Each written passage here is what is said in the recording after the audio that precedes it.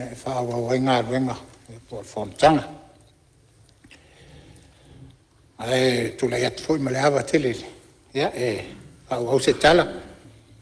Ai le toi umi foi. E peo le nganga le ala wa fenga fong fitalai. Mai tawina male. Male to ale tu langa peo na. Ia mai le se tala faivane ai. Ia pe a fua o tala no ai le tato atu no. Ili to tele ia mfaari foi o lato finangalo ile ngato penga ta failang tonu afsioanga ia ile meu tula mai ale o tali mau tinoa ma fa pe mai le fionga le li palmi ia o fali tonu tato o afi tele ia le salo o fo ia inisole o le mautani ia e la po mai e le oni tama yes o afi sa fa tau ma fa nganga le ne fa pena na o ne tule mai se fa fi tau li e peo le power peo le tato mai tawina o ele o ia na e o ia ne i tatia pe foringa mai e le ai se me fa ia ia te tal tonu foi onai nale e utar fai mea la o fionga le Palemene e te tau na fai se suesuema ia masaili o le a tonu le mea wala ona mafua o le tala le o mai ia ma a suesuenga foi ia ona o fale tonu le me tau seleni pela ona ale IPC alan mafuanga wa e ele pule fatonu komiti fa foi io la foi le ala o fionga fong fitalai na lai ona tu ese ina maleto ye se minsta fa pena ona tai fono tonu fa la tonga nei ai sia ia wone io fitu ye le to ina polkiki ia po le nganga foi le o le pulpul tu le minsta a tu ile komiti fa foi io ele la to tai fono ia mo le poa le asa la to fautuanga ave le minsta io no o mai le kapinita e te yanena ole ala le mafua pele a fietasi lu tol ole o fa io lo no vingo o te le a fai ai a fu e se le ni alwa ele ni tama i tupe ia ka to tala no miliona ma miliona le tato te tala no e peo na sau no le fionga le Palemene se lau miliona le fa wala al fatino no ye tula ina ye fa pena na mu awa a fa pe fa le tonu le pisi no ya o te le la faina su tato tunu le ola il power te le la faina ale tonu e mal falma ya pole so fo malo noi o tato wa o le lava tato te mai tau e ui le o tato mai tau ina ia foringa vai e ui na pe lista mi mola lista ia ai fa fetai o le tato te a lo winga le o tala no ai le ne fiasi e te tau o na faise suenga la wa fionga le Palemene ia mama se tali mota le ale mafuanga au ai te tau ona laia pole mele nei au ale ne te mai tupi ia ole whamataranga lea ono o mai lea i le tātou wae pe ona sau no foi la fionga le Palemene Fionga fong fitalai ia o e whaula vea le taitai malola o fionga sui mamako lo sau noa tu atu le vanua lo fionga le Palemene se sa no ngale malu mai le mata uputa ua le wa angina le mota o le tato puloketi nei o le afi mo li i fiang sa fatino ina le lua fe sufa mai le la loifo o le lima sfuru la latte le ono sfuru miliona tala Samoa lona tau atoa na fai ai lusulua montupu miliona tala Amerika. Moi il fatto in offi nei fa. e matua la lango lava i le suinga mai o taunga manono. E anga i taifianga le mea i tatau ai ona whaile wha moe moe nei e leto e wha le tonu le tatou e le tisi. Mo le si tolu sfuru, tolu suru 5 tausanga. Ma fuanga na whai e whainga ma lo tuana i atu. Le poloketi lea. E la lata le ono sfuru miliona ta la sa moa pe a uma na whai uma mela iai. Peitai. O wha le tonu afi. A le whatoa sfuru tausanga. E la le nai ta ua te le sa una ngala o fionga le sui mamadu. O le ale mafua anga ua le o ai afi. I le tolu se furu, le tolu su 5 tausanga. Na fua ai le tūlanga o le value o le project. E ia tauna o iei. A tautu o tō manatu i le nofo ingale na umanei. I le whatoa ofi mai o le fasti tutonu. E a mata lona tutupu le peso o le pawa. O na wā mata, o na iloa. O wha le tonu afi. Ai sau wha matalanga nā mai. Ua le servicing afi le tūlanga masana. O le whesili la le fionga le suima malu ma le whafonga le kabeneta. O ai la tau e whai le tonu e service afi. O ai. E tau o atu le kapeneta, pe tau o atu le malopo le palemene, e whai le mene.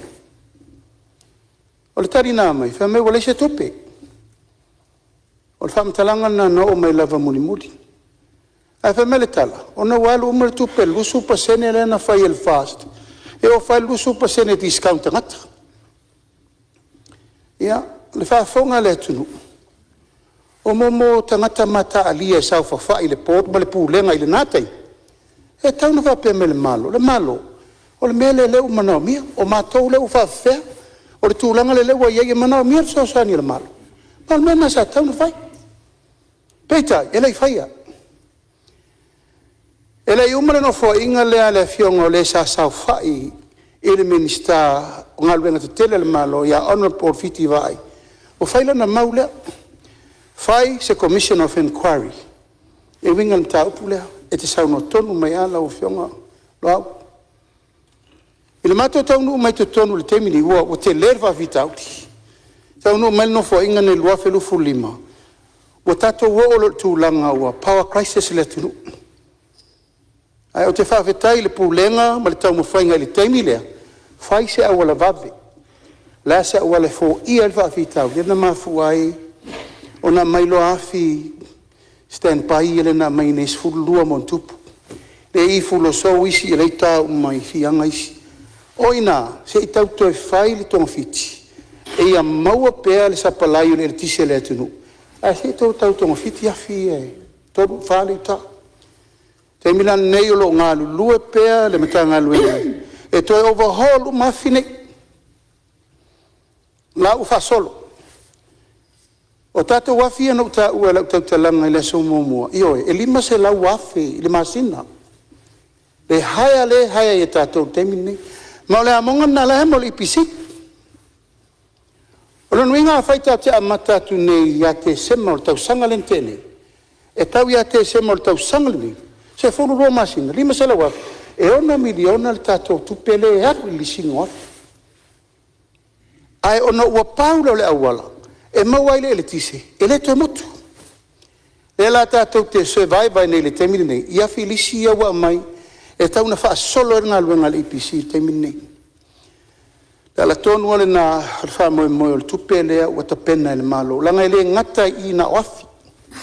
Wa umana me li poti le pūlenga, ma le au whainga luenga, o lo ngā rurue pūna wa I le ao ma le poe o ma le temini nei, lai overhaul afi e wha. O le whamai moe, ia taifo te se mauola fi e lua.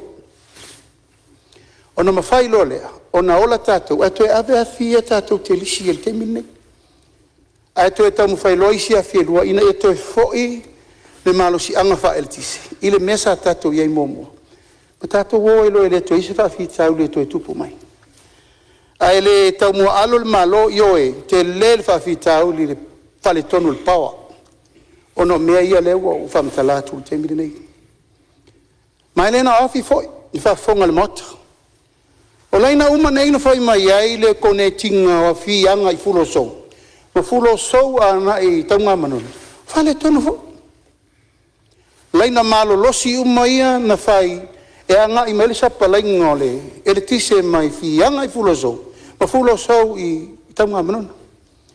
E leo lai titi la ngā ruenga, lai whea ngai malimtanga ruenga. A sau tō vai atu isi teimi o whae tete le elinga le elina masini a eri lima. Aisa, e malo losi voltage la iei lalo. O wai anei le namo I vai moso. Muri muni nei a fo le na pe ai I ele. Le wha moe moe, ai, o le sau noanga la ua fionga iskomisu su e. E te tau na whai. Ai le o manatu le malo le teimi le nei. Se I mai a uma le mele tuli le teimi nei, o la mele tuli le teimi nei, ia uni toe motu le tise. Ma ia whaila se I uma afi wa lai wha solo le overhauling o afi e lua le teimi nei. Se ia mai uma la le tau au whai o le tatou, me o tatou o I e wha le tonu afi. Ia ma le tūlanga sa ta tauna I se tonu e le te tau ina tupu le mele te atu ngalue. Ia tatou tu whatasi lo le te tau. Someone has to be responsible.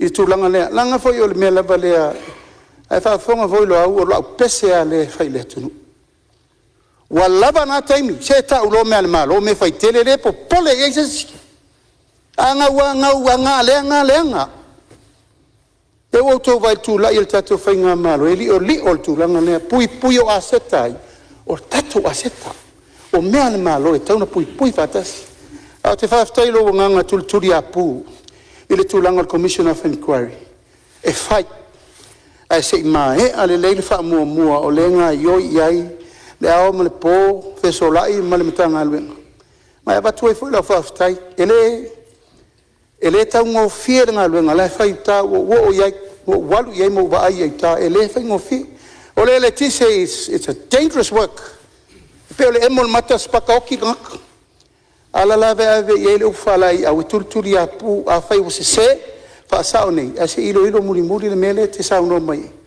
ia na manino lo le matole vai ia po I tonu na mafu ai le mele utup ia se fa mam la manga le la ufionga di foi pule Maro fa tai lo fionga tai malo ia masalo le umba mai lo fionga sui malu vai nga sa o ia le sao no e tu le mai e fa uma sao no le to ma vo lo ting ia a tai lo fionga fun fitalai ia fa tai foi lo fionga le Palemene tala foi le tulanga e pe ona iai le popolenga ma le atu ngalunga ui o lea ia tati atu nai nale fai mea tonu se taimi o iluma ia e uma Fonotaga tala foi ma ia ma maisi tala ia po o ai tonu and who is liable on this e leo ni tupe as tangata stotasi o tupe al tato o tunu alu mau talu la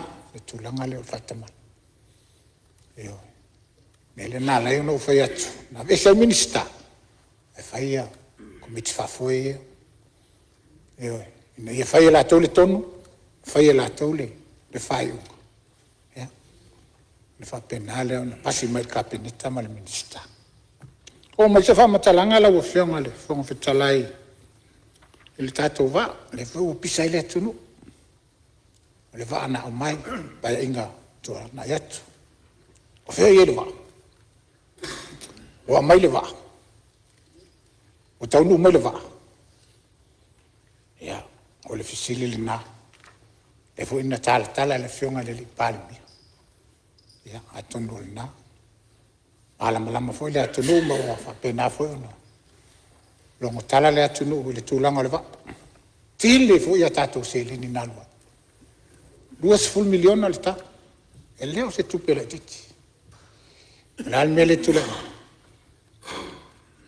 tato te lo va ai le va a wa fu ni ngolva na o tala le wo mai tala e se di le tal tunu fu ia fa me va ai le fa ni savali na lu san io o lona winga fa ti me le va ai no risi va fatu a o mai le isamu ai a o mai le isamu e te tau na lu sa io wa le ina tato vai tafi ea o ai e fesilingi ai le o komiti fa fo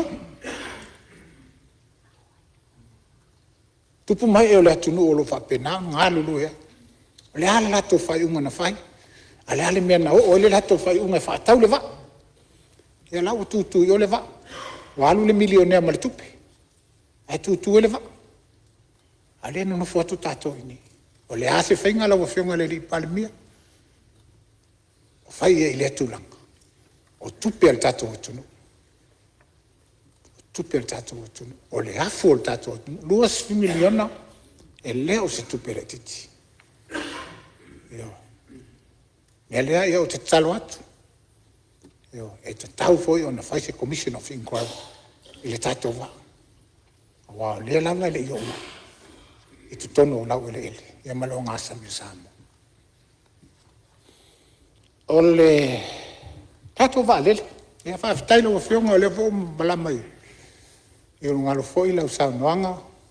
Ia. E tu sa ai ma tato wa lele. Io e. O se atina e taua. E le ngata o le wa lele. Ia o le flag carrier. O le ave fua. Al tato malo. E uia na tato maatitiva mo le tango lima. Se a lele are wa lele wa ia tu ia Samoa. E oi, oi na fo ia ta o tu e le atu no e ta o Samoa. E oi. O le tato flag carrier. Ale mele o tupu. O le se wa lele. E oi. Ai toi titia o mai le wa lele. Ai tau filoa pa ia ingale no. Ia o leua sau noa le whionga le Palemene. E ala fo i ana sa a salalau. E lua tato walele ia le au mai. O vai e iata walele o umana wale. E lunga o le meo le. O penga ta whai lang. Ia ai vo ni mo ni ai ei po ni mea wapena po ni ei ai. Ia.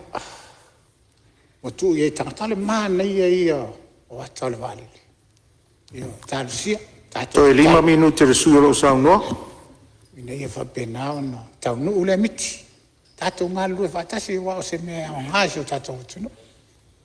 E whaptai e lau o whionga le li Palemene lo lo tutele. Le ngata e le tasi wale. E lua. Ana whapea la e sauma le tato wale le ana tau fito yafi. Awa o le tele vo i o tato se le ni ngalu ai. Ile toi whafo ino le wale. Pai tau miliona. E oi, tupe na alu ai li toi whafo ino le vane. Ai ana pela lai ni, sauma le lua, o tolu tatoa. Ea wa aila na matanga o fie. O i o lea, ea, tati atu i lau fia. Te atu. Ia ngai whamafita lai. Ia, o lo tu lai mari tai o malo, ia. Tu atu lai mano lau whionga le Palemene. E o ngā le tāu o mtau. La ngom ta upu e matua fe siringia e le atunu u temiri nei. Aftai atu sui mamalu. Onga. Onga le ta ua ia mama lama Samoa. O le vaa lea e te sau noa ie. Ova malua su miliona. Al tau o le vaa e lea atua se 3 miliona. I tau nu mai o le whainga malo i tonu luafe lusulima. To e tiro le lei ai. Whainga wha vai na la ina whail wha lea. Ma wa ai ina wa mai i a li poti ma motu. Ora a umale wha. Tasi almenti tiro i ai le whionga i le. Tui Palemene atu e lupe. Pe wha mata e tala whea ngai e whainga wha vai. Ma le sefe o le wha le. Wheo i tangata e le vao. Uri whanua msa le lo. Tolu lei wha malanga le malanga muli al minista tupe. Ma le loia sirio e te tiro tasi a le va. Alu malanga le minista o le taimirina, ia ma msala la sui minista o whaatolu nat. Ina mea level nei o le inspection e va i le va lea. O le tali muli na o marka peneta, e le sefe le va. O le va pese va a lia, Capmaran. E le nga whatau li maina le va ai mu. I le teimi e sou wai le tai le vao apolima ma nono o le di potina na mai e latou ka peteni uma lefe i Samoa le latou mauna ia matou ai ma le company fo le tatou le Lloyds le va ia me tau marine Fai alor fai ungal kapenet. E toi o tasia toi titi. Pola le wala mfaina fata ungal mele. Wa le sa ngai mai. E sa oi ele mfaina ferwa. Ela na fai ele filfilingal kapenet. O ai inga na saini le taimina na whainga malo o tea. Whaawau. Nanga we can't withdraw, we already signed agreement. Whaawau pe meni se I umana whau le leile waa. I le mawhau whaunga tei whono ma le pōta le spāri taimina. Ina ia whatau nuu le waa. Alua tulu min stava ai matiltilo. Sei whatau nuu ia uma leile waa. Anto whaara le fufuanga. Fufuanga la le wai ui ele wha mo mol kapenet. Au ma mele waa. Ona toi sa iri rora se si me toi whatau ia le waa. Toi mua tato tupe. Oa, sa iri se company e whaafenga luenga le waa se mbonga meo le lalolangi. Ai maua le investment sama. E la ta tia le temine nei, ona ua manatu le loia siri. A tato toi suia le tele o mea. E lose out sama. E la ta tia le temine nei. A ua alu le investment le tunu. Ia, o le nganga le na, le labalama to te tulturi apu. O le awala, ia toi maua le tupe whaola le tunu. I le waa na whai. E la UFC di nei, oai. Oi na whai le tonu. Terminal Board, komit whaton. Sa iei se sao le minista sa iei. Le tatia. Ia ne whau atu e sao no mai. E koe whai whau le si Commission of Inquiry le waa. Ia se uma mai ia iei ngol whaton tuan wino le waa le. E na toi sa ili leo le tūlanga le te sao no mai. A meo le utia na le whainga mea lo au. Ta ua na, o tato valele. Ia o te musu e whai atu. O titi ata unu umal tato valele le e o mene. E o mai le whainga malo fau tau. O le fautuanga na mai e officials uma, le treasury malato uma nei, na mai el whai unga le whainga malo tau fit valele. Ma tom fia me, teime o pare mia fia me. Fa lima fono ta ofi awale mai le valele o le valele lo se valele lo passe sur valele kako era ko eri il valele non kom ya malesi tu la ngal termina fa mai le company valele il polencia il termina e le nga fatauli mai na ta to se valele o uma le tio man quantas ngau uma le tio ma le vechen ngau uma le tio ma le si la voles kampangi vale le muli ngau onos furu fitus furu miliona la itaraf ha felanta to e me se vale le nga op ai kala fu le dungol ba fa yele ol fufuanga ta atia vale le muli nei tei at tongi itaraf fa ta usanga yo me le so uma na tongi itaraf onos furu miliona pei o te mirane o leo tato ta pena e mal tato vale ia leo te pena e pena ngani mai ele fiongo suite tai ila na la unga ele te mirane oi a pisa foi fe me vale leo ko fe me le kai mirane leo ta pena lo au e sa unita te advertisement e pay to tono company vale le lo tunu le tunu na tu oi matale fu I lau tau tua toto mon manzama ole nganga na e vai atu te mini pe e ula e le olango e sam o fa mo a fa nga mai le tunu de la langi ato e la tu fa la lo e o manta pena Australia New Zealand America sa mo tuila e o tu mai le tunu e fa la tu sao it's their plane o ma so yana ta to wan fa yala mentu na wa amo ko kikia pen crop mo vale almost 300 million. Au le te fio termina langa lo fai finga malo ne fai menga. Le wata pena uma finga fa vai. Business plan ma me uma ia aua ni tatu to ol mena ol fa por kiki o le running ol vale le fa business. Le wata pena. Ale nganga le na ona na fita pena uma tulanga service agreement on na fila solua. Talai halava ai lua me Australia direct from Australia. Talai lava fole mai sini. E tolu time Boeing 737-800. Mai saui le sosa asolua ma le Tofi vai aso. Malanga tu sa o sau mai sini. Sau ya tato. Sydney Auckland apia return. Apena foi la tato malanga le woman fatulanga Qantas. mai Brisbane.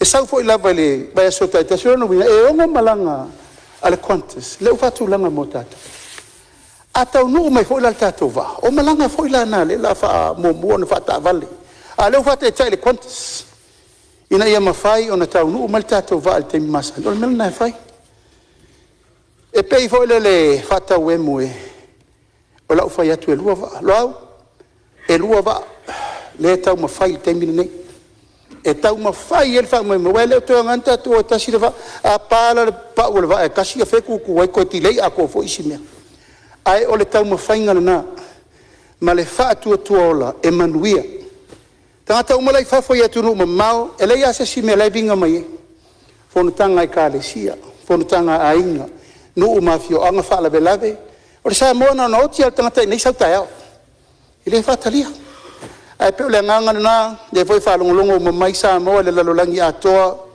ia ole ngani na tato malo uputo mua ma uputo tino e le mafai le malo no to ati na el malo ia na ia na mi le lolango le tunu sa mo nei ma tunu ma e maleka le sia ina man wia le tato company vale ia pe le tariatu na fa mam mang ai fa tai mo lo finangal ma fa lo fa tai lo fiona te malo ia sa nga tasi ia fa uma mai lo la ungal ma tango fio uma ho lo tei le we fa fonga mai a to le fola to le malo ia le uma wa ia lo finanga ia tai ma tai lo fionga fonga talai a tai foi lo fionga le li pamia atono wa nga fo ili langa nei mata ia le wo a penana fo fola le fala mo tato talano ia ma fu anga fo ye peona sau no ai le fionga li pamia al tato vale le na tu Brisbane na ave val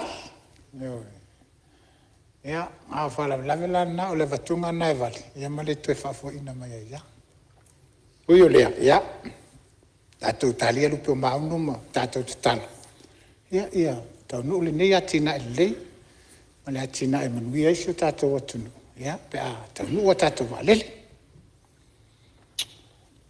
ya la fionga fong vitalai ya te pau yo nai mena a penao na o yei ya mana tuna tunga ya atono i tau le temile nei pe ona tau no foi le fionga le li Palemene ya on mota le nei e tato te tala no ai ya ma mai le to family au te tanga ya sa matu tu alalu nai nale utal foi me ya a fa pe talia se matu fa tuanga le tatiane o tu tafa ya wa so tato malo la ngai luma la fenga fong tarai fa taitel tai mo le fa fo ino tato fong tanga ni tau fiafsi ya so i fo mai manwe ia fa malo fola la fionga ige sui malu sa nganga tasi ia o le fa fo ngan mota ia ale atunu inisi fo taup ia tele ana felau to ia le tunu ma fina ngalo faria ia le tali manino le fionga ile tai o malo ia vaenga ia o mo le vano mo si sui a warta to tala fa tawur tupe sau no ai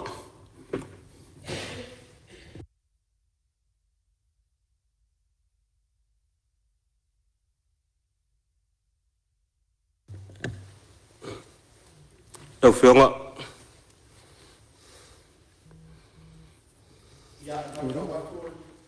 mai tawato lewa tulai mai le fionga ile ni stala ngolango mtanga ruenga o fatoanga mfainga faiva ia tulai mai sa no palau lito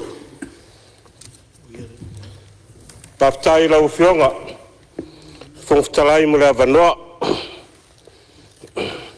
tartonu wa vela fo le fala fa anga ngase fo isu no mal ya fa malo le sa fa malo la pale ya la tu la ya tu so so ne tu la fionga le fo fongole o fono o fa tu ta fo sui sa fa pe la vai ya watu mato tamuli le tatu fa moi ya ya nga fo ilo mato o mai fa o nga tonu e so so ni atu ide ila ufionga ya me se foi tawa lumanga ole le mota Ea e mua alava le nei tūlā tau fiafi. Na o whātulou le paia o le mota. E lau fionga le whongwhtalai. Le fio lau fionga i le Palemene. Sui Palemene ma le mamalu o le kapeneta. Lau fionga sui whongwhtalai.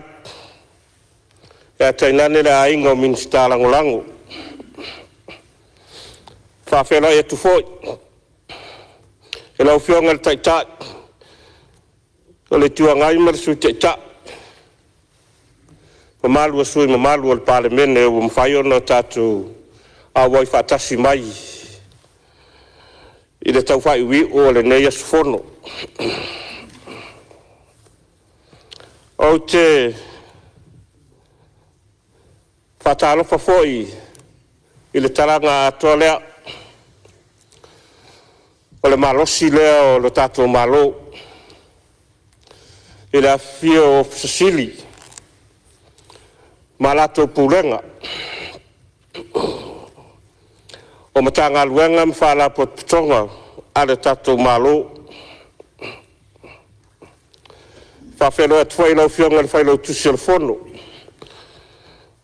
Fono au ma lau ofisa. E a tainane le pa ia o Samoa. Ua mawhai o lau tau moli mawina le nei e fiafi. I le fono usu a le malo Samoa. O te whiapai foi le tapua inga na mala le atunu. Le fio lau fionga i la mamalu o le malo ma lau masiofu. Lau fionga i le tuia ana. Tui me la li whano va le toa swa lau vi le lua ma lau masiofu. A fio lau tau sase tolu sui e fono sui Tofia. Lau fionga le tui atua. Lau susunga le tapa au fasina. Ma lau fionga le papa. O te whawhialo e tufo i le fionga i le whamasin siti. Te presidene whamasinonga whanuam suafa. Whamasino le whamasinonga ma le mamalu alo ofisa o whamasinonga.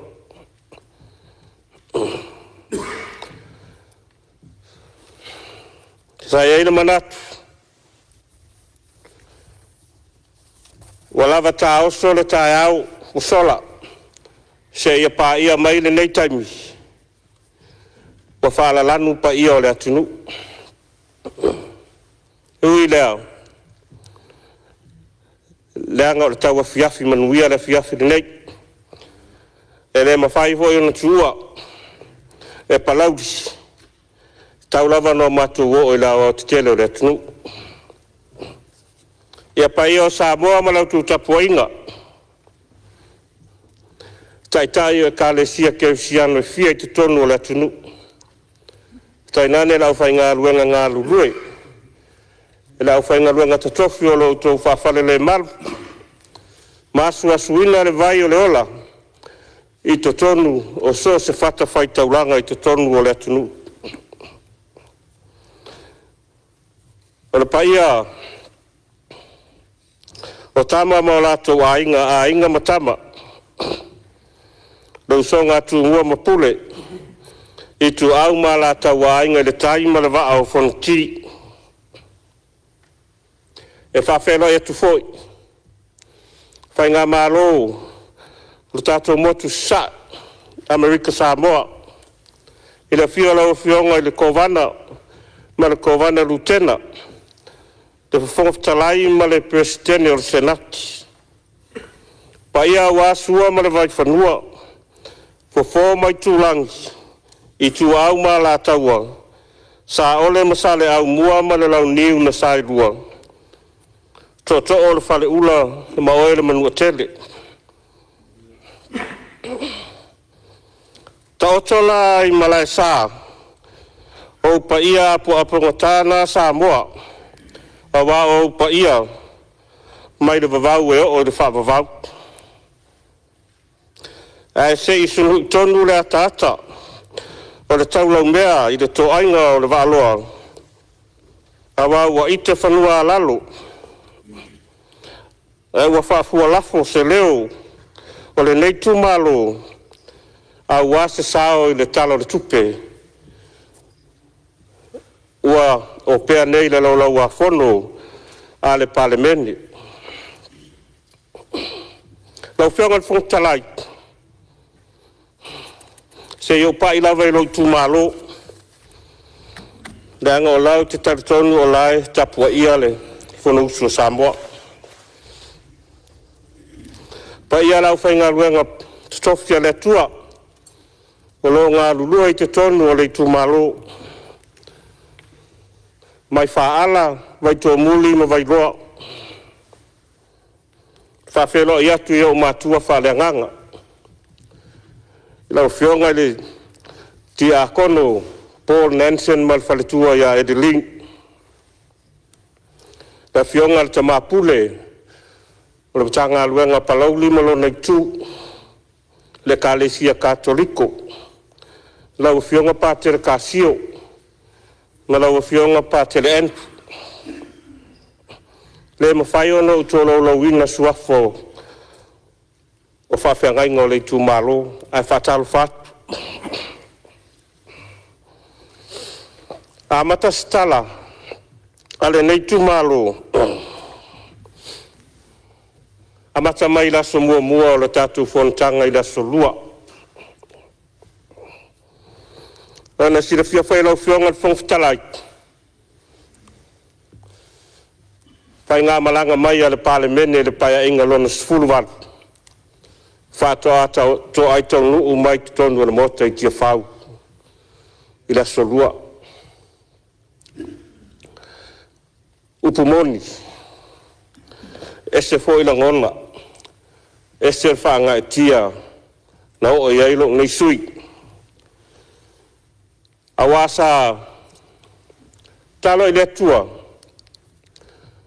po a fea se aso a la se taimi o la tau nuu mai ailo fo launga le Palemene. I le mota i tia whau e tau le wha mtala ai talo whai o manatua ina ua o ngofo i nei e sa mua i malai ai mai se ai tau a venga o le nofoa leo palauti tolu leo ai ai manatua ai seo tama ia le leisi wao Palemene whailangi fo launga a tainane fo i lau sto matua ia tui whasina misa li sati o lo whapea nei sa ilu matangi i New Zealand o no lele ato atoa le malo siltino mana tua foi tupu mai o whale upolo le tu malo sa whapea o na lato no foia le no foa leo palauti mai paia inga watuana. Paulau tala, o le atu mauru ma mawhalo no fōa. Au le nganga whawhitai nei lau whionga. Tu sai fōi ma le tō whāna, ma tā penanga le tātou whōlaunga. O leo tātou tō aitau nuu mai le mota tia whau. Le tala le tupe. Ia o mātou e le komiti sa ilo ina le tala le tupe. Ai a vere nei a vanoa. E mamori a tuai le whawhitai ma le whamalo i leo whionga le. Tai o le malo. Leo whionga le li Palemia ma le kapeneta. I le sirisira mamau. Whaatonu wholau. Ia le wholau ngā Samoa malona tamau a inga i leo se ngā luenga whaingo fie. E fia avea fo le nei a vanoa. E mamole a tuai le nganga whawhitai. I lau a whionga i le sui Palemia. Lau a whionga fo i o le minister tupe. La fionga ilo fisasili o pulenga al mtanga luenga o tupe ia tainane le pulenga mo le nei tapenganga talitonu e lei faingofie sa faua faupo e lufi-lufiina o le tamao ainga o Samoa e le o se atunuu e pei ona sausaunua nisi o sui e le o se atunuu e mauso na tamao ainga e mo le tuoi le anganga whaftai i o fisasidi ma pulenga o isi matanga luenga o whaala potonga tu ma oti o le tatou malo i loutou langolango sua i le tapenanga na matanga luenga tupe o le ala ua tatou whaale le mota i o loutou ngā luenga le o loutou pule lea malo tautua alo fesili la wa whamurumuri fesili a ia o le tala whaatau le tupere nei taksi ma le 12 piliona o se tala whaatau le tupe pito sili len tele tala whaasol pito tala le tupe o le tatou malo alo fesili la o le anga inga i lunga ia lau whainga atoa tapenanga o tala tupe o le tatou malo mai le tausanga ma le tausanga ai le umamana onga o le fesili pesa iai se tala o le tupe na whaamalie umamana onga tanga luenga au nanga whaala potpotonga tu ma oti al malo o le nai tau fionga le tati pe tau te au ai le 2 piliona le tatu tala o le tupe e le mawhai lava o na whaamalie ina mana onga au nanga a matanga luenga mwhala potpotonga le malo ia ai tainane le maota le nei ma se tūlanga le nei lea e loa ai lo tatou wola a puti i le lai tiki o le whasoa a lo mawhai o na ola le malo o se ata wa aia foi lea i le maualunga o le capacity ua iai ia la whainga luenga al malo tele mana onga a ua le mawhai o na whaatupe le tele mana onga a e lo mawhai lava o na whaanga ioi mtanga luenga mwhala potpotonga al tatou malo e iai vaenga tāu o le tatou talo le tupe le umi foi o te whawhtai te rei le malo mai le tele o isi vaenga o le talo le tupe le nei o le vaenga mua o le whamama a venga lea i le tau le soifuanga o leo wasi tia tutongi a mata la whainga luenga malo o leo maua pensione i la tau wa ulia le fitu sifuru tausanga malunga le lima se lau tāla pe a pasi le tatu talo tupe de nei ka pea fo ili si tanga fa manuyanga a i la tau e eimana onga whapitoa sa tala noa ina fnei foi le fisosoani ala malo i le IPC ina ia mawhai o na whaale le ia lau au nanga le mawaina o le eletise i le atunu e le o ni tamai tupe mtanga luanga soifua malo loina ia lo iai fo iwa ngā tupe tong iai ai tā lafu pe una la ngāre te lo sui ia tatou whala au ma vai la au a toa ai ma le toe whaale leia o tatou whalama o te langolango ina ma le nganga whaftai ia le tō whaare malo i le tupe lea ia o onga ua mai lalo tatou whon whawai e le iumi se taimi a matou mori mauina e le lava le tupe A le ai tupe ar fono whaavae lango ai le, grant le ala tatu malo. Ia e le mawhai ona whaamaria ina fo i mana onga. O pule a onga mawhai a onga, ai maisera whanau a onga. Le vaenga tāua, o le uwhataunu. O le 2 miliona lea i fono whaavae te tausanga. Wau te iloa le investment te lea lo tatu malo. Ai whaftai. A pasia nei le tatu tala tupe. Ona whapea lea, ona whasfu atu le nei vai ngā tupe te le. E ati na e ai tu malo. Se taimina to e ora iau se whamtalanga. O le siwa anga tā ua le, tala le tupere nei. Tātau sau noa fo inisio sui, i pūlenga le lei. O le vai e seina mai, o whai ngā whaiwa, mai ni mtanga luenga o whatuanga. Ua tau sa ngā fo i o tau mawhai le, tūranga lea. A whaftai whai ngā malo, ia o leo whatau nu le taimina nei.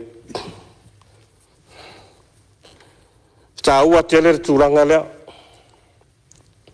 Tātou, hei te sielo o mori mauina, le pangatia le taimina nei. I a matūranga whapena. Wo ia ngata i whale o le tunu. Mau ese. Fa mai isi o suinga le tau. Ar tūranga te lele iai e mafua lavo tātou. Le me whai ono tātou pūlea le lei ngata i whale i tū malo manu. O le tupe fo i lea mata i le matanga aluanga lea. E lo stupi te le. Pela i titi pe te le. O la umoli mau i le tūranga ua. Fatu wari matanga luenga fau lea. E leo o le tilo i le tupe atu. Ai o le au ngā o le matanga luenga le nei pe au na tūrai mai. Te leo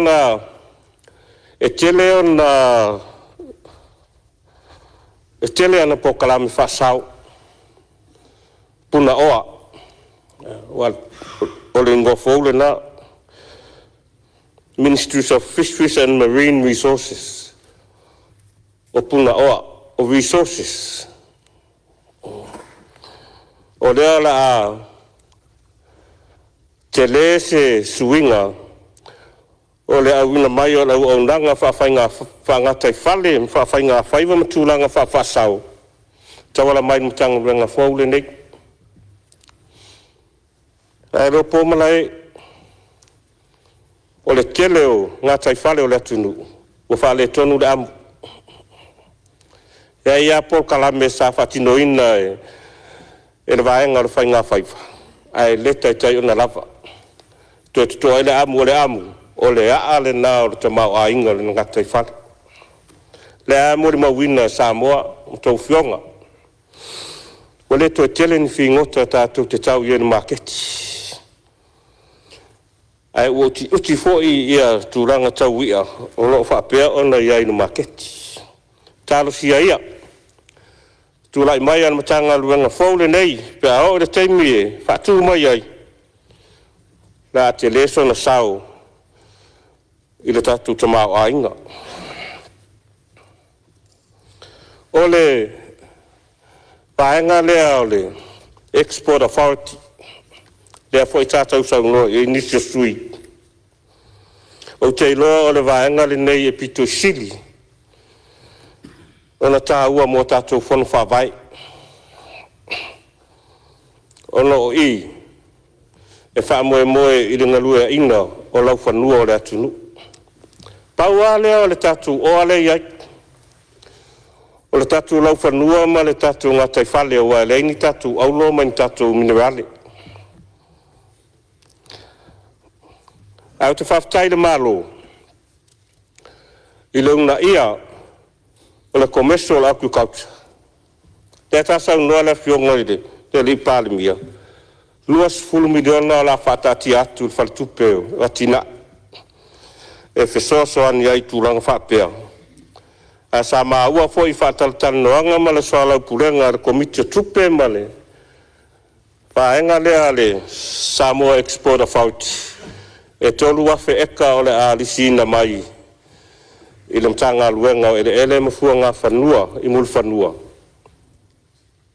e lisi atu mo le faamoemoe lenei faamoemoe lelei auā o le auina atu a tatou oloa o fua o faatoʻaga i fafu e faamoemoe le tele demand and supply le o toe faigofie o mea le sai ai tatou o le tele o taimiu o tele le manaʻo mai o maketi ae le lava le tatou sapalai manai a la le fuafuaga lea pe a lelei ona faatino o le isi vaega o moli atu a le faafetai ma le faamālō sa la foʻi nisi o sui sa lagā le mataupu lenei ona o current affairs nei o le tatou atunuu o loo i ai o fualaau faasaina a faafetai le matagaluega o leoleo ma fafalapuipui i lo latou tinoū e tulituliloa ia le mataupu lenei totonu o le tatou atunuu tele i latou haapea ona maua i tulaga faasole tulafono i le faatauina o fualaau faasaina faafetai foʻi o lea sa maua mai le faamaoniga le tatou falesuʻesuʻe e le SROS o loo faauauina pea tatou suʻesuʻega tatou drug test ia au atu laga i o fualaau faasaina mo le foi le faafetai ma tagaluega o tupe o latou soasoani e faatupeina ia vaega nei o suʻesuʻega auā i le taugofie ia onai vaega lenā se taimi foʻi pe a talanoiga mea taʻitasi o le lipoti o le komiti tupe ia ona toe ai le o se isi faamatalaga lenei tumālō o lenei taimi ia onai mataupu nei a le litumālō lau feoga le fogafetalai ia mo le minista o galuega tetele a lo tatou mālō o le auala lea i vailoa o lea agaʻa i iuta i le mea le iai le faatanoa vai sa toe sosoo e loo toe atua se lua se lau mita ona tau loa lea i le mea o lea o loo puʻe mai ai le suavai faataatia atu ai autafa o laufioga ona tāua ia le lei o le auala ma atoatoa a mafai foʻi ona fai ai sina kapak ia o mea lava na e aogā mo tatou poloketi faapea o le tumālō foʻi lenei i laufioga le gomatua le minista o le sisiomaga ma puna oa faalenatura ma na o mia taligalu i sio matonuu i vailoa o taligalu ia e ai le itu o le nuu e ai le vai o iai le o isi tagata o loo i lesi itu o le vai a ese mai le itu le iai le auala tele ma tulaga faapena o le iai le tele o le nuu ua maitauina lava i le tele o taimi lenei vaitau i le a ona sua tutu i le tai ma le aga le tau ia e tafia lava palapala o le eleele a le vai foi lea le vai le iai le tala lea sa o mai lo matou tumālō faatinoʻi o le vai le alu ai le atu o tautunu tasi nenei mataaga o loo oo mai a le taimi nei o loo vaaia Toe 5 minuta taʻiga la o le tumālō Toe 5 minuta le sui o loo saunoa. ina ia faalelei atu laga faapea ia atoai ia saunga le mu foi ia ingo le nu o lo fa pe na o no fo mai de si tu o le vai lau fionga le minstao talonga maranga o fa fia ia toe tal sanga tua se malata alo sa tala unga i fo i lesi tatu talo tupe mua se faleta alo se malata alo le mato nui faala paula le nu o le tumalo e reise malata alo ale nu pito i to tele leo le tumalo tele foi tama whanau e le lei tūranga tau talonga ia lau whionga minstao so tainga fa teknolos tatia tuai au tafa se fesoasoani o le tele o TV a le tūmalo le nei mai se i pitonu uia o whaala ma vai tō muti e le ola le lei ola ola angi nefu ai tatia tuai au tafa sina pou se i wha le lei ai le lau au nanga ina ia o atu ala ata o le televise ia i lea vaenga o le tūmalo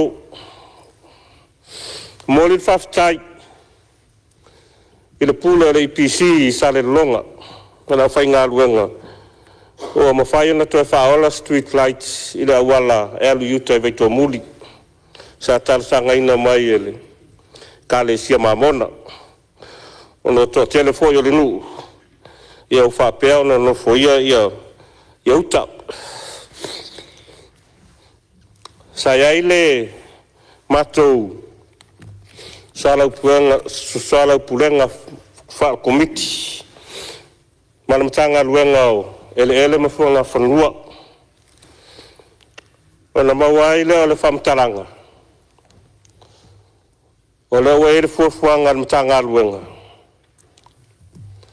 se salau pulenga malo matou nu i wailoa ono ele ia o lo whapea ele o le stala i le maro ia nan tatia tuai au tafa o lau fionga me se whai lau fionga i le Palemene ele a o tatou tumalo ele a ia iona whasinomanga tūlanga le te talo tuai ele ia o lo whapea ona iai le stala lea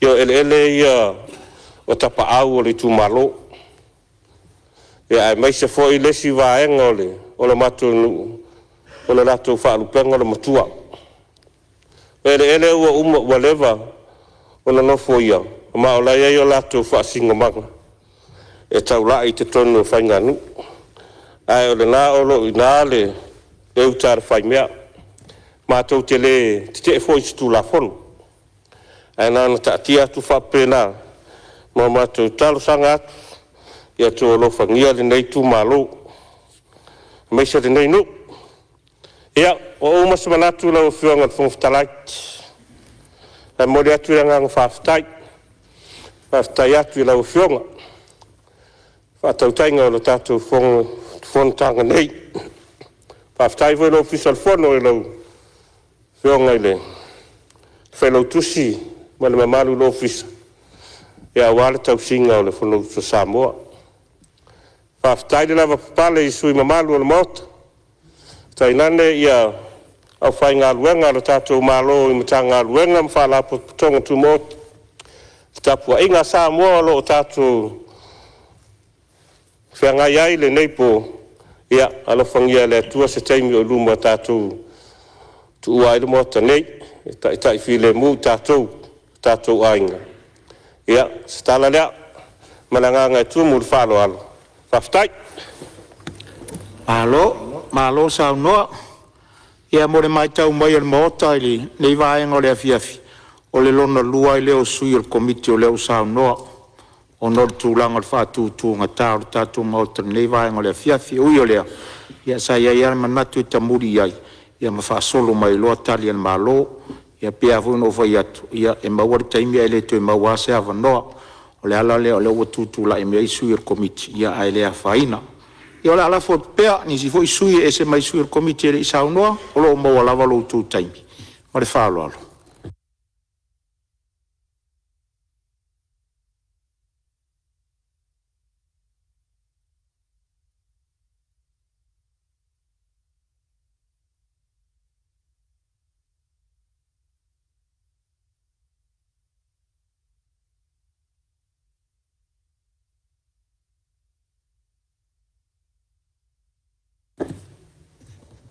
Pea tu sai ma fa mau maunga o lea I sui wa umana sao noa le fato a lus fu sui wa umana sao noa tato tare tupe nei. Ono winga fai lava foi si to tele o sui ele io ia sao noa ngai tu sal tato tala fata o tupe nei. Lo maua lava le ava noa fatau ia maru tato taimi. O le tuto ele a fiafri nei.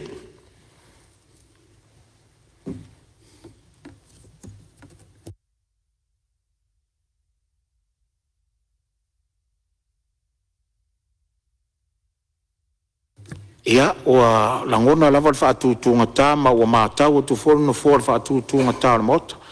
Ia, awa sa uri lo sui o komiti. Ia, ere to ise isi taimi o tō whaafonga mai o le iei o tātou tū lau. Le o sopo mai whono le nei vāenga le whiafa. Nona manatua, ina ia vawe le tātou ngā ruenga o wha au ngā se fōi. Awa e lo la sui o komiti wa sa uni sa unoa. Ia, o le awa noni e leo tu natu. Ona ua whātutunga tā. Ia, se on sa e mai sui o komiti o lewa mau matu la tu la e mai sui o whale atatasi. Ia, tu le mea lau whionga ili. Pawinai, tupu fia sa unua tu sortara whātau tupi. Ia, lau whionga le whawhitalai. Sa tau whātetirangi se lava se manatu o lau. Tu langa fwe masani ai. Tau wawa ai lava ma. Tau whalongolongo. Ia me se foi o tu manga masani o tatu no foi. I tonu o singanu. Ia pe o matu e whāteritari lava. Ia sa mai a to o le autura toa o tatu atunu. Ia o whea lava e whaele iai. Ia e foi le nganga e whapena. Na te luai o no leo a matu watu nei meane wa whapea wa le whaia so matu leo. Ia o mātou tele lawe le komitupe. Mo muai ona o mole atu le whaftai lau whionga I le whongwhitalai. Mo le awanoa.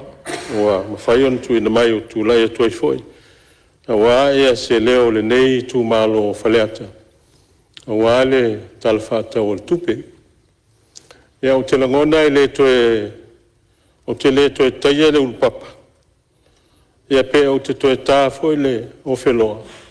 O umana e whana leo I le langi le I tū lau sola I le maalama o tuana. O wāfo I le wāfisota I male atua. Ina ia sila alo whamai I whamomenga o le Palemene. O umafo ina asa e sa uloa I sa unoa ia lenga sua le tae au. E wāpa ia mamamalu o sa moa I le ngatai. Samo nei, a whapefo I le tātou motu I sae. O te talitonu la, ia o le api ia mātu loa ia se leo. A wae le toe whao aipa ia mamamalu o tātou atunu. I le whafonga mai nei vaenga o le fiafi.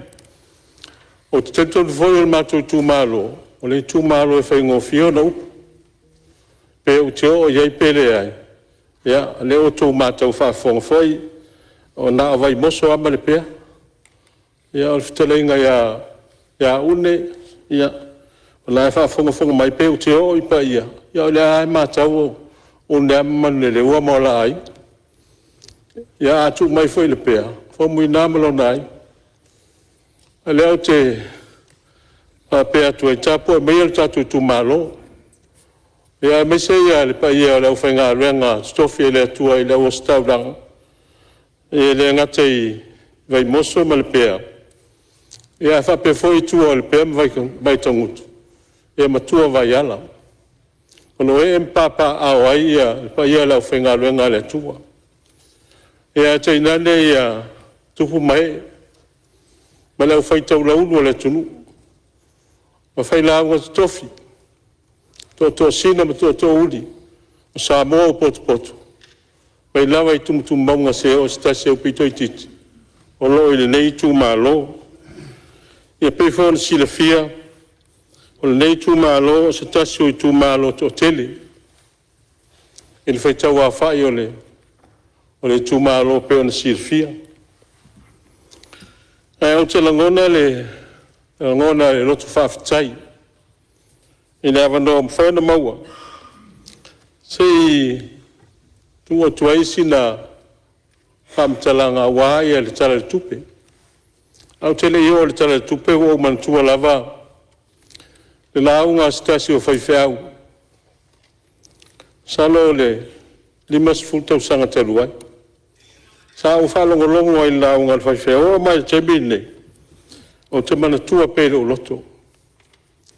Pai mai le launga le whaifeau. O le tuspa ia, o le whaata le atua. O le whaata le atua. O le ala lewo whaata waina ia le alaunga. O nau te taritonu. O tātou o sui o malu o le Palemene a Samoa. O le mele le whaata uto ai tātou.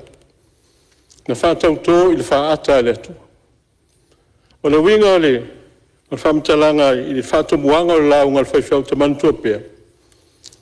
E malama e lota e au. O le memo mua le mana o le tangata e fia waa i o le whaata. Tei mele I aini tātou telefoni. Pe tasi al telefoni le tu malo, pe tasi telefoni lu. Ai fai mai le whaata muanga o le launga le whaifeau. E te mua e maleifua mai le tae au e fiti tilo le whaata. Si e wawa ai pe whapewheu fōringa. Ai pe whapewheu la ei. E te lei tu ua whoilo maota malu lao. O le mea muri ai le tauna e wawa ai. E te fia wawa ai le whaata po whapewheu fōringa. Ai whapewheu la ei. Pe se I whole le whamatala mai e le whaata.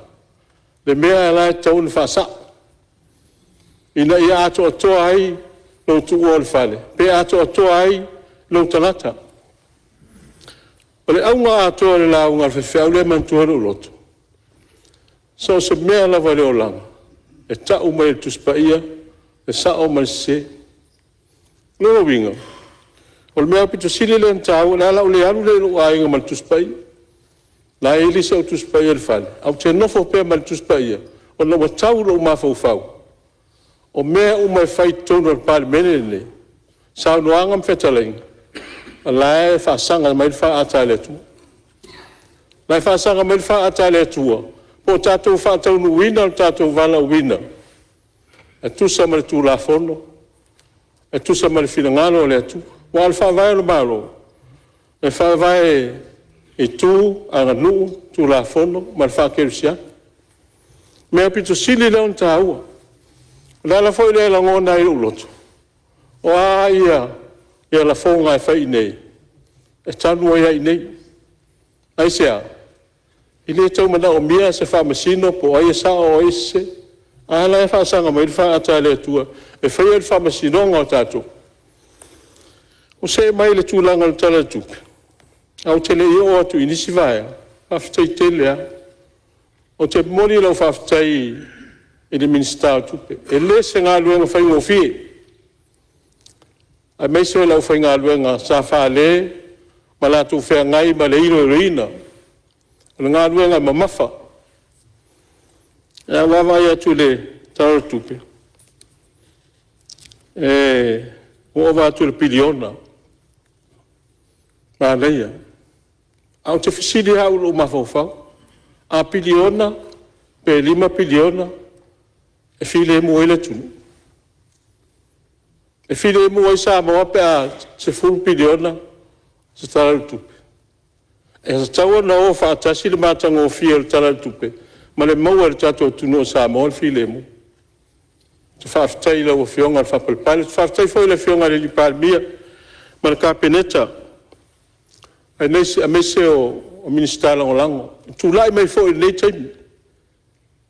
Sui a whainga tu mau whawai. E whi sui a I whainga malo. E le ngate tu lai mai whoi a le whionga ili. E li Palemene e la ule le maile toa. Le whoi sa tu lai a le whionga ili.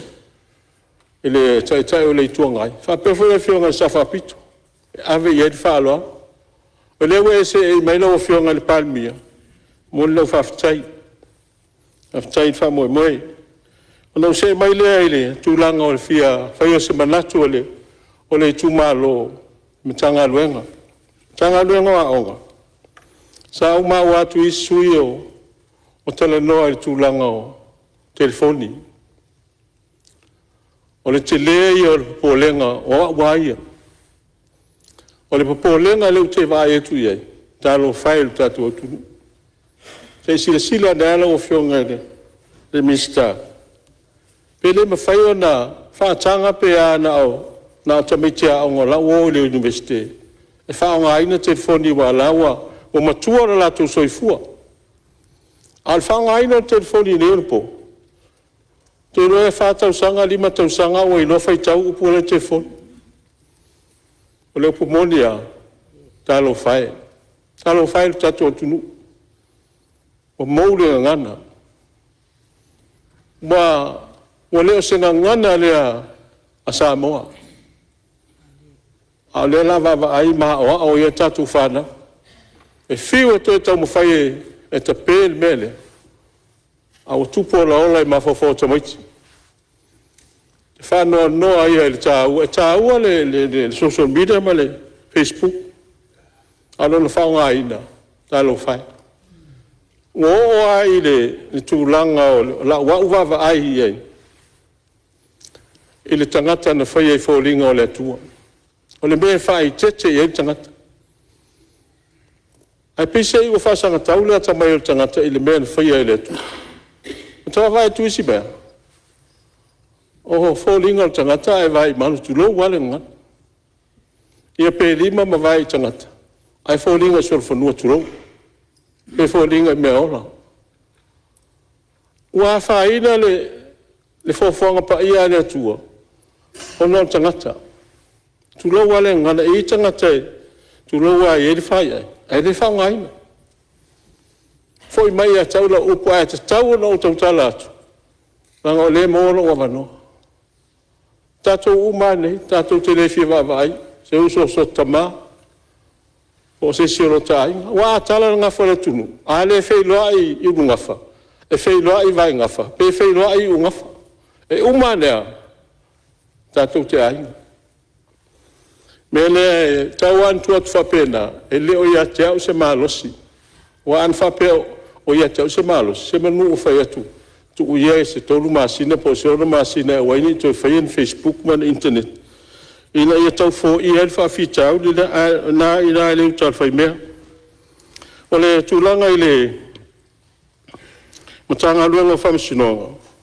o ila whawhitai le whionga i le minsta e mana ia o le mele ua toe whalelei e ia maota o le whamisinonga o levan whale tonu nā popole ane i te ua mea ane ua uane whaalo a whia inisio o e lo auto wa atu whamisinonga i lato mtau ia no te lero le resi whawhitau ai whawhitai leo whatino le whalelei o le tūlanga i le mele ua anga i whausia ina o le maota whamisino i sawai mānaia whawhitai le whainga malo ua levana wa i le rei o le whale whamasino i sawai e mesi o maota e a whio ai e li i matamai tai whamasino a sa mawhau whaupo a whesi aso e pau ai o la o wawa ai i le taro tupe mana ia pe a paketi ai le tūlanga o le maota whamasino i lona tau atoa pe a me le tuu e ma se vai ngā tupe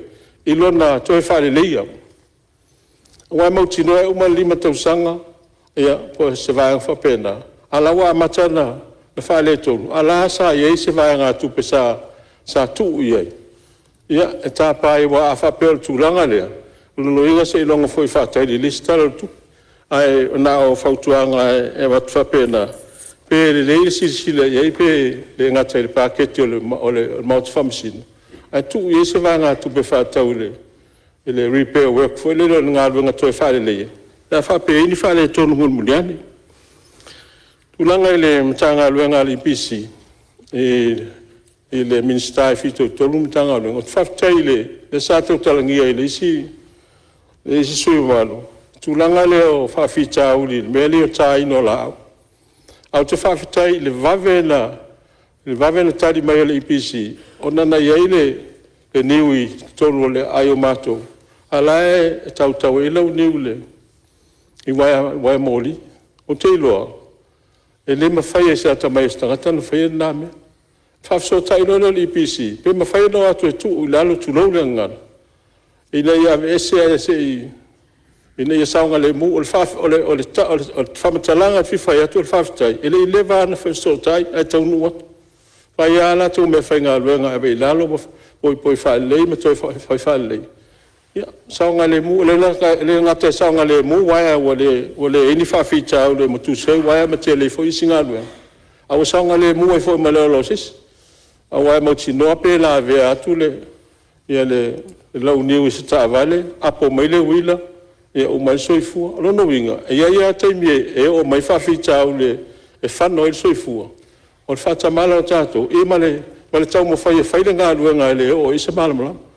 Me la na o te whawhitaina ngā luenga le IPC, e tu sai ma le ngā luenga sa whatino. E pao ele o lau tāu sanga le IPC. Ona e iei de pāle i ngā uto mātou tuefu. E ui e da wala whaonga le IPC, toi whaonga le vai. Sa u whatu ruina la punu, e wheso tai e. O la i uta i me whaonga le IPC ma le vai. Al whai te toa le tūruma. O la tu i whanua le ainga o mātou. A o atu la le IPC whau e la tō le whaito, a mao mariki. A o whainga tai tangata o mātou nuu na o atu i tōnu. Ia, e tau na sisilane, au mai le speki, o le i tangata o nuu, ia ma o whanua la, o whanua o whamuina. E reo ni whanua le mālo le pito i luma. O la e whao ngā le mālo te tōnu. A le awala lea, o le awala e whao ngā tangata e ngā solo tuai i ratu whanua e. Ia sa tau i isi whainga e manatu whape, ia o la utala whai, e le whape nān whai. Whai le wā whialo loa i lei. Tādia pē se i wha ailoa i ai. A maile ki o le whanua o tātou. A mai lai fia whaonga. Ina whanoi lei le e lau teo e whaonga i al tūlanga whapena. E mawai le wā whialo loa i lei wā o tātou lo vai. A tātou o le wā whialo loa i. O le tātou wā tawhatafa. Te roa le ai asa mea o le a whaingatāi. Se mai le tūlanga o le mtanga luenga soifu malo lo ina. Ea, o lau vai le, tailo e lau vai le paketi o tele face packet. E au te loe le matua ato toa se, e mana o mia se si tupetele le mtanga luenga soifu malo lo ina. O na au vai atu le tupele tauna te tongi fuala au ia. Lono winga ave ese lo tupetele na, te le fo mana o mia o se si tupe, e toe whaale le e isi vaenga o le tūlanga le i soi fumaro loina e o ai whale mai. No walu e lisia soi, mele i e whale ta o toima. Al vivelai o tonu e le e manau mia il maru. Luno inga tele me fia whale leia. A whaila sa o lau mātau. Ia, e toi si leila o fionga i le minsta tupe. O le mātou ia ngā luenga. O le ngā luenga fisosoani. O le ngā luenga tu alalo. Ai leo ia mātou se malu si anga e whaatino ai. Ma wale mea le fisosoani atu le tala tupe. Ina ia lupu main pewhea. A nasa ilo mātou sao. O le tūlanga i le tanga luenga o whaatoanga i lo fionga le minsta. Mana ia pe ana whape toi maua ia isi me e sa whai aso ia e. E whai mea ia le koko suspension loan. E whape na e pe a whape le lava le whaasoa e. E mawhai anu tautu leo tātou tangata. E moni i sao noanga ale sui malu le me whaasale anga lua. Ua tele o tātou leo malanga i whafu. Ai to tele fo tangata le ine. E ola whapaipai e. Ua mānei al polo ke tile o whaasoa. E tālu sia ia le avea maava noa e whao ngai tu pele mese. Ai le whai al mele mana o mia al malo. Pe o le tūlanga na e ma le tūlanga o le tātou Export Authority. Ia mana e pe a whaamalamalama atiri mai I tu malo. Ai mai se ia tūlanga leo whonu whawai. Ina e mawhai ona whaamalosi e tangata. Na peia leo se au whainga aluenga fwelele e oi whafo. Pe a maoni nai tangata whainga aluenga ia e whapena I tonu tu malo. Ia au le maoni o latu tongi le. A wai leis fo se au ngā o le tele o le tupe. Ai umane e leis me whaatino na ia toi. O tūlanga le pe o le iei e tau le whai pe o tūlanga o specialist. Ina ia mai le tupe whaanga I oi. Ina ia mawhai on toi maua mai le tupe. Toi whaatino isi ngā lua. O le tūlanga I le matanga luenga le o tūlis. Ia. Tau sanga foi le fionga le minsta. O na walewa na pasi le tupe. Wa tasi ale mataangai. I le nei tu maaro I popse ea. Ia al saunanga le minsta au te whaatali. Ia au ia au te lawa on sai. Mai maua loa le pasi rol paketin le. Ia ona maua tu role. Alai le ngata o le ngata o le whaalau loa I tūlis. Ai tau whonu whae loa tū manganu. O ai stebi a fia o mai fwele le anga I mai taile ai. Tu ai lava no. Ai mai fwele le si vava ai I tū manga a Samoa. Ia me whai fwenu tau whaini nai whatuanga. Wai le whapena na watu o tūlisi vava ai le vaitafe pe tūrou. Ma o e whamaru ai. On toi fwoi mai le. E tau nda ai fwoi sisi mea. E fia mata fwoi tūlisi. O ieni maumanga.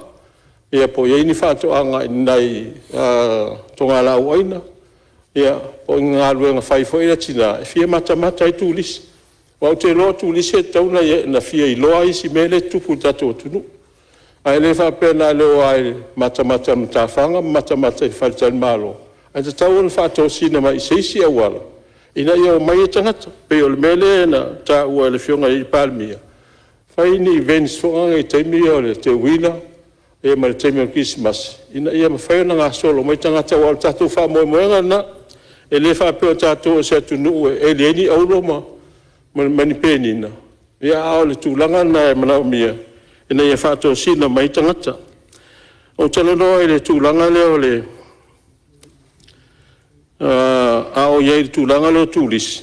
Ia manao mia le tūlanga o le whale leio o le tūlanga o a mia o tangata. A me se pūlenga malu alim whai pūle. O a whalongolongo mai atunu I whafo. E saonga le mūlu la tū soi fuama I tūlanga pūlenga malu alim whai pūle. E fia o mai whai tangata. Ai a pe whaafonga mai ia, pe whaalongolongo mai tangata I whianga I mai Samoa, e leo se no whaanga saonga le mū. O lolonginga I lei fwoi se fia sao. O le mela na e tau fwoi na soani malosi pule ngā lim fwoi pule. Ina ia wha malosi ai me whaato sina mai tangata. Ina ia vea Samoa. Ina ia tū mau le mele masenu nei Samoa. Samoa le pe nino le vasa Pacific. Ina ia ma whai whaato sina mai o tātou nisi tangata. E mai e whai mā tātou wō, ma whai ma nisi tātou te māsani e fsosoani a tātou. Ono wō mai le mta ngā luenga o leo leo. Haftai le ngā luenga whai e leo leo. Pēnen sau no ein Palemene. No wa ailo ia I le mea nā wa whao ngā I tangata la au mālo.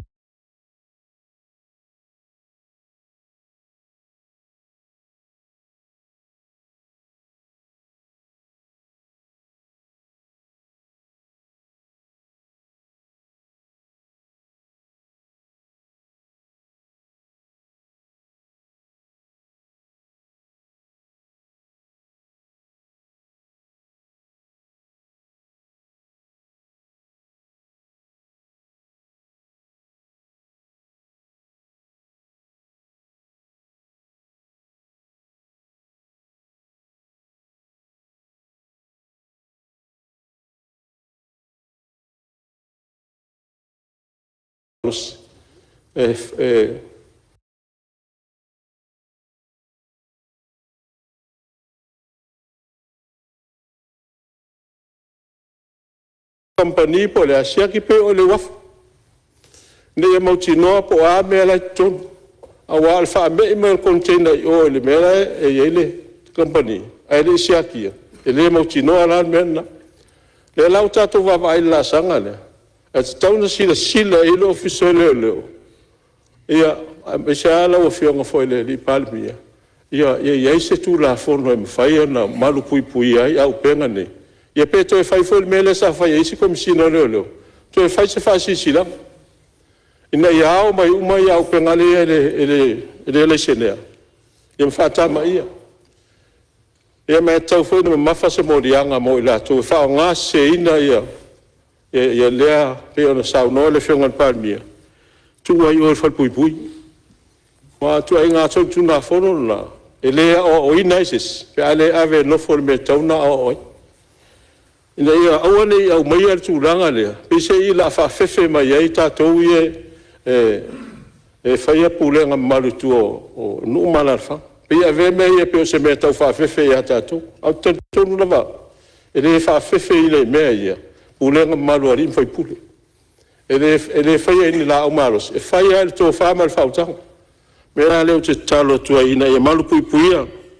So i fuor tatu o tunu. O tu langa ia sa o ia sa no anga al Palemene o te lo foi mana i foi. Meri o fa nga ina o ta valen malo. Sa oli. O te mana tua ina taimi. Au el public works. E ia di transport pu. Ave uma ia ta valen malo. Awala umon fa nga. E mtanga lunga. Tu fa foi le maile o ta valen.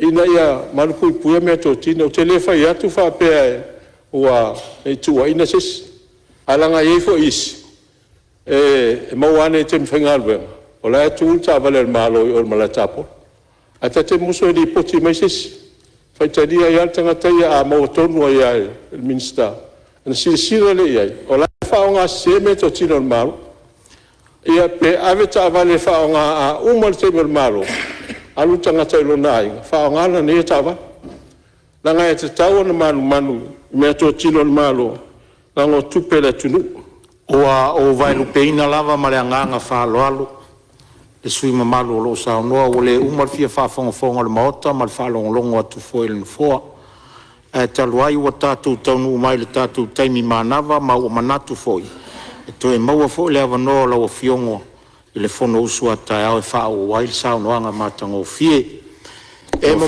ya tu fa malo mal fa volmole la malo o fiongo fa tala e na o la tar sanga lava fina ngal mali e a fa e moso tava no e fa o mai ta minute ai na ye se meta o poe o lo a fia ia o le tae o fa misino e pe na se full 5 minute pe a tar se full e ai le fa foi la le e lo Tau putea fia. Ai pea tu sai malo finalo e te mo so wa no pea au dia la sa ta na talo a nai inal puli. Ia o le sa o finalo le sui malu so wa no mo ta po nei le. Sa no mo ta te le to lo finalo la o mutalo wa no. Ai a mo so wa no fa o mai o minuto ta pea mai a mai la mta o pule fa misilo. Ia e o la tal sanga na malo wa te. Ia o le ala le o so atu e mau lo wa no te tamua i ta o la o fionga. Fa te e fa wa sa no anga e tal wai foi o tato tu la fono tu mau ia ni o tato soli tu la fono tu mau e to fa wa le sa no anga lo fionga tamua le aso ta